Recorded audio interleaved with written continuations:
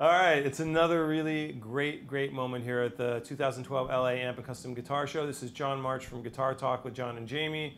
I'm here with Reality Web Video, and I am very happy to be sitting here with my old friend Bill Asher. And Bill and I, we've known each other 20, since my son was born, 20 some odd years. Yeah. Wow, Bill is a long-term fixture of the Los Angeles community, one of the great luthiers and guitar builders in the area. And he's here at the Amp Show. We're talking about guitars, and I'm really curious because I know that you've been building for a long time. What's really exciting for you right now in the build and the process of making guitars? Well, you know, I wanted to get into guitars because I played. So I loved music. I loved playing guitars. The LA music scene kind of got me turned on to that. And then, you know, I found pretty quickly in the 80s that building your own brand guitar was really not that kind of acceptable in the kind of guitar retail scene at that point. People wanted Fenders, Gibsons. The modern kind of boutique thing hadn't started yet. Right. You know, I had to get a job at a repair shop, and I luckily apprenticed at a really cool shop in Santa Monica. I remember. Actually, West LA, next to West LA Music, run by Jeff Lunsford. I remember when you were there. You know, yeah, and it was a great shop. It was a great place for me to learn the basics, the basic function of guitars, both acoustic and electric, and learn the basic skills that really made me, I think, a much better guitar designer. And my guitars, I mean, I have a great passion for woodworking. I have a great passion for building instruments. But luckily, my influence to build guitars was from players. Right. You know, I mean, I built a lot of like one-off custom guitars in the 80s. And people like to build kind of hybrid Strats and Tellys. But I didn't really feel that comfortable putting my name on one of those guitars. I didn't feel like they were unique enough to my design. And it wasn't really until '97, and I had been building and one-offs and doing repairs up to that point for about almost 14, 15 years. And Ben Harper, I got a call from him in the shop, and he was starting to tour with his full band at the time. He was playing Weissenborn acoustic slides, and he didn't feel that they were really cutting through with a live band situation being acoustic. So he asked if I could design and build him an electric guitar version of his Weissenborn. And so we sat down with pen and paper, and I sketched and drew out a scale model of what I thought would work. Hence it turned into a signature model lap steel. Wow. And we've done 2 different signature models with him now. And they've been on all his current albums and tours. And that really got me fired up. And I wanted to keep designing and building guitars. And then after that, I had a couple lap steel designs. And, you know, my first guitar was a Strat. Right. And I loved the Stratocaster, and I liked the Mosrite. That was kind of an off-take of that with a little more curvy kind of vibe and lines to it. So my first bolt-on neck guitar was a double cutaway S-style. Like an SG or something? Or no, more like a Strat. It was like a Strat-style guitar with an offset body like the Mosrites had. Neat. And so it just, to my eye, when I was drawing it out, it just had a little bit more grace and curve to it. Okay. And so that was my first model, and then not too long after that, Mark Ford started playing with Ben. Right. So I started doing guitar work for Mark, doing repairs and stuff on his gear. And then he reunited with the Black Crowes. Ah. And he was getting ready for his tour, and he came to the shop, and he said, "Man, I got an idea for a custom build. Would you be interested in doing it?" And for me, I love it when guitar players come to me and have an inspired idea to design and want me to do something. So I was totally up for it. And he wanted to marry his Les Paul Jr., which he loved the tone of. Les Paul Special, actually. Okay. 2-pickup Les Paul Special. Mahogany body, P90s was just a great fat tone that he liked, but he felt really comfortable playing a Strat. So we kind of spec'd his Les Paul Special and his favorite Strat and blended those tone woods and details together. And a Strat Paul or a yeah. or a Les Caster. Les Caster. A Les Caster. That sounds good. A Les Caster. And so that became the Mark Ford signature model guitar, which we do. So it's a mahogany one-piece slab cut body. I think I've seen it. I played a festival with him. We opened at a festival they were playing, and I saw it, and I was really impressed. Yeah, it's a great blend of 2 totally different guitars into one. Yeah. And you get the big, fat tone out of the Les Paul Special with the P90s, which Jason Lawler winds for us.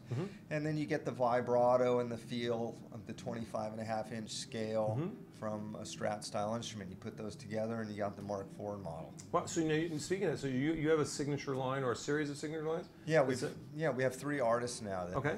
have come to me for very specific guitars that have liked them so much that they've become a signature model. Okay. And the third one is the most current one. So the first one was Ben Harper. Ben Harper. And then the second one was Mark Ford. And the third one? Third one, Red Vocart. Okay. Who is just a great Texas. Well, now he's in Austin, Texas. Right. I think he migrated from Canada. Okay. And he loved the whole bluegrass scene out in Austin and that Texas swing and stuff. And so he's been there for a lot of years. And one of my clients who plays one of my lap steels is Cindy Cash Dollars. Okay. Great pedal steel dobro lap steel player. And they've played a bunch together. And they were doing a gig down in the Museum of Making Music down in Carlsbad, and I went to the show and got introduced to Red, and of course I was pretty excited to meet Red Vocart and bring him one of my kind of early Telly concepts, and he was kind of less than impressed actually, which I found it very good that he was candid. He was talking about, oh yeah, it's got a P90 in the neck position with the Telly brick. You know, people have done that before. It wasn't something really new and exciting for him. So I left that kind of like going, oh man, well, at least he gave me some good points of what he liked about Tellys. And I went kind of back to the drawing board and I went, you know, I really don't want to make a clone Telly either. So I designed a T Deluxe model. A T Deluxe, okay. And that, I wanted to make a Telly inspired guitar that had much more versatility to it.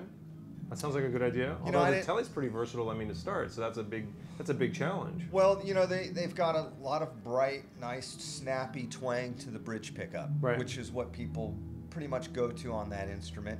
Neck pickups on most of them I always found, and most of my customers found that they were a little bit dark and a little flat sounding. Okay. So I wanted to make a neck pickup that was really dynamic, and I'd always liked the Teisco Cootercaster thing that Rye did, and I had installed some of those gold foil pickups in some guitars for Jackson Brown, and that tone had a nice bell tone on the low strings, and I had to rewind them at one point, and they were a bar magnet with a little bit of a flatter coil. I didn't duplicate that pickup, but that was kind of the sound I was looking for. So that became my neck pickup, and we came up with these T-blade style pickups that Pete Biltoft at Vintage 5 Pickups makes for that model. So that guitar kind of has been really popular. Cool. People like it. That's what we're seeing behind us? This is a T Deluxe model in Fiesta Red. That was a custom order. It's really neat looking. We do most of them in a blonde, or I call trans ivory over ash, one-piece bodies. Red came around the corner at the Arlington Guitar Show, which I exhibited at one year, and it caught his eye. And he didn't realize it was me at first. He picked it up, and then he turned around and he went, Asher, Bill, I remember meeting you with Cindy. This is really cool, something different, you know. Awesome. He played it at a bunch of gigs. And then he came back and he said, well, I love this guitar. I love the offset body. It feels really comfortable. I love your neck shape. And when you say offset body, is it like an offset neck angle, or is it an offset body so that it sits better when you're standing or playing? Or yeah, the body is offset, kind of like a Jaguar Jazzmaster guitar. They had a 14-degree offset on the neck on the old Jaguar, so that the neck angle is slightly different when you're playing. Is that a similar idea? The neck, it's a bolt-on neck, and there is no extra neck angle cut into the pocket. So it's just the offset body.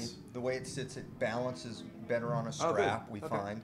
And because of the bottom bout moves a little farther to the center of the guitar, your arm is in a little more relaxed position. That's great. Fantastic. And Red felt that right off the bat. And he said, but man, I am so traditional, and when I'm on stage with this guitar, I like the tone, but it's just not where I want to be in the mix. So I said, hey, let's talk about doing a signature model and do something different that's based more on the traditional, different than what I do, but based more on the traditional 50s early Tellys. So we maintain my same body shape. We've got a standard Telly control plate, and we had Jason Lawler, who had made him some pickups in the past that he really liked. Wound. Jason's great. I Yeah, like him. Jason's he's great. really great to work with. He understands the guitar player's lingo, and when you ask him, I want a little more bump in the mid-range, I want a tighter low-end response out of the pickup, he knows how to do that. Exactly. So he wound a set of pickups for Red that are phenomenal. Okay. And that's on his signature model, Okay. Red Vocar. How can people find out more about what's going on with you guys? Well, we have a pretty informative website. Okay. Which is? AsherGuitars.com. AsherGuitars.com. Spell it. ASHER. Okay. AsherGuitars. GUITARS.com. AsherGuitars.com. And we have a lot of live videos now that we've archived over the years on the website, so you can actually hear. Because a lot of people, you know, I only build 100 guitars a year max at the moment, so not every town or dealer has them. We only have 7 select dealers around the country. Okay. So, you know, I understand people want to hear stuff, get an idea of what they're really investing into. So there's a lot of good information and sound bites and videos on the website that people can check out. That's great. I appreciate you taking the time to talk with me. I want to get you on Guitar Talk with John and Jamie and have you talk with me and Jamie Kime about building guitars and playing, okay? Yeah, we can do that, get a little more technical on stuff too. Or get a little more wacky and talk about just the thing. All right. Just talk about the thing. All right, John. All right, I really appreciate you being here. Thanks for being at the show. To see you again. Reality Web Video, 2012 LA Amp and Custom Guitar Show. Bill Asher, Asher Guitars. Check it out. Thanks a lot.